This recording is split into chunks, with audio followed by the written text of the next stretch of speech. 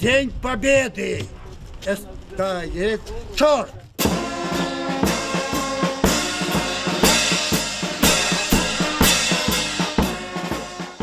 Պատերազմի դառնության ու հաղթանակի քաղցրության խորհրդանիշն են հնչյունները, որ նրան ուղեկցում են տասնամյակներ։ 95-ամյա Վլադիմիր Ռապացկին առույգ ու կենսուրախ է այսօր, ինչպես այն օրերին, երբ շեփորը ձեռքին նվագախմբով անցնում էր ազատագրված քաղաքներով, ազդարարում Կարմիր բանակի տրիումֆը։ Знаете, я вспомнил молодость, которую Այս հնչյունների ներքո հիշեցի իմ երիտասարդությունը, որը շատ սերտ կապված է նվագախմբի հետ։ Հիշեցի Մոսկվայում իմ սովորելու տարիները, կոնսերվատորիան, որն ավարտեցի բարձր արդյունքով։ Սրանք ինձ համար շատ ջերմ հիշողություններ են, ավելի դառն են սակայն իմ մանկության պատմությունները։ 1929-ի դեկտեմբերի 15-ին է ծնվել Վլադիմիրը, Չինաստանի Հարբին քաղաքի մոտակա Չանջաու գյուղում։ Վաղ տարիքում կորցրել է ծնողներին։ 1942-ին տղային տեղափոխել են Օրենբուրգի մարզ, որտեղից նա փախել է, ծանր փորձություններով հայտնվել Մոսկվայում ռազմական նվագախմբում։ Մասնակցել է Ուկրաինայի և Չեխոսլովակիայի տարածքների ազատագրմանը։ Ճանապարհին, ասում է, արկածներ շատ են եղել, հաղթահարել է հնարամտության, ծանր պահերին արագ կողմնորոշվելու շնորհիվ։ меня как шипориста, то есть трубача, определили на Հիշում եմ ինձ որպես փողահարի ուղարկել էին զորավարժարան։ Կարմիր դրոշ էր, նվագում էի, սկսվում էր հրաձգությունը, սպիտակ դրոշ էր, ուրեմն հրաձգություն չկար։ 14 տարեկան տղա էի, շատ էի ուզում կրակել։ Երկար չմտածեցի, բայց չգիտեի, որ ամեն 7-րդ գնդակը թիրախային է։ Գործի դրեցի գնդացիրն ու իմ կրակից կոլտնտեսության խոտը բռնկվեց։ Այդպես կովերին զրկեցի ձմռան ամբողջ պաշարից։ Այդ պահին միակ ելքը փախչելն էր, այդպես էլ արեցի։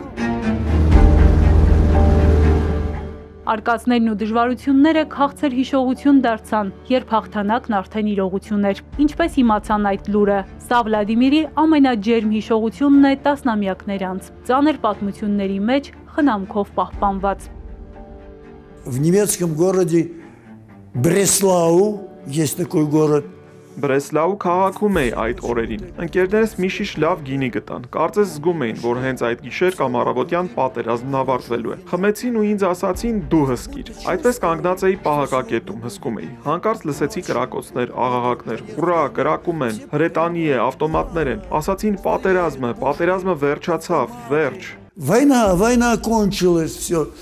Պատերազմից տարիներ անց կրկին տեղափոխվել է Գերմանիա, 5 տարի ծառայել, ապա տեղափոխվել Թբիլիսի, այնտեղ ծանոթացել կնոջ հետ, որի մայրը հայուհի էր Ստեփանավանից։ Միասին տեղափոխվել են Հայաստան 1969-ին, ապրել այստեղ։ Սիրում է կրկնել, աշխատել ու աշխատում է ի բարօրություն Հայաստանի ու Ռուսաստանի։ Դասավանդում է Վանաձորի Միխայել Թավրիզյանի անվան արվեստի պետական քոլեջում։ Սիրելիներին կորցրել է այս տարիների ընթացքում, բայց բոլոր դժվարությունների հետ անսասան պահել լավատեսությունն ու հավատը։ Оставить после себя след. Թողնել հետագիծ, սա ինձ համար շատ կարևոր է։ Ապրել եմ մարդկանց օգտակար լինելու գաղափարով։ Հաճույք եմ ստացել իմ աշխատանքից, ընտանիքիս հետ անցկացրած ժամանակից։ Ցավոք նրանց բոլորին կորցրի, բայց շարունակում եմ ապրել։ Բոլորին խորհուրդ եմ տալիս մոռանալ բացասականը, ուղեղում պահել միայն լավ հիշողություններ, ներել նույնիսկ թշնամիներին ու այդպես շարժվել առաջ։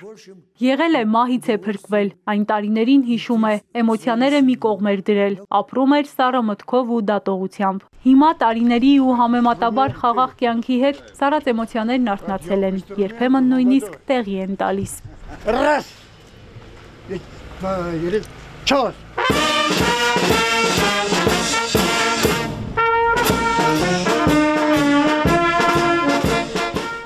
Հերմինե Ղարիբյան, Իզաբելլա Հովանիսյան, Ալեքսանդր Կիրոյան, Էպիկենտրոն։